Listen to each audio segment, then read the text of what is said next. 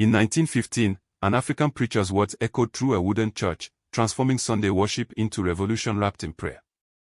Between 1880 and 1935, European powers tightened control over African societies, but Africans found creative ways to resist through faith.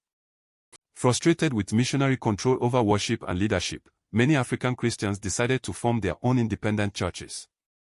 For the first time, Africans could read scripture in their own languages, discovering passages that spoke directly to their struggles. South Africa's Ethiopian church movement drew inspiration from the biblical promise that Ethiopia shall stretch out her hands unto God. In 1882, Nehemiah Tile founded the Tembu Church, breaking away from missionary control to create Africa's first independent church. John Chilembui's church became a center of resistance, openly criticizing British policies until his armed uprising in 1950. Watchtower preachers across Central Africa proclaimed that colonial rule would soon end, giving hope to oppressed communities.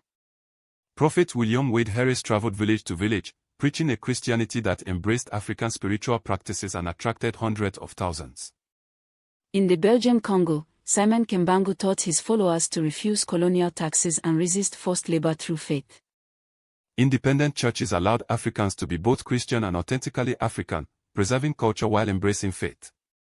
Independent churches became schools where Africans learned literacy, leadership, and the political skills needed for eventual independence.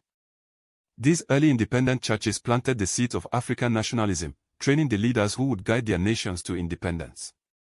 This lesson is part of the UNESCO General History of Africa Curriculum Library at ashaware.com, where Africa's story is told by Africa.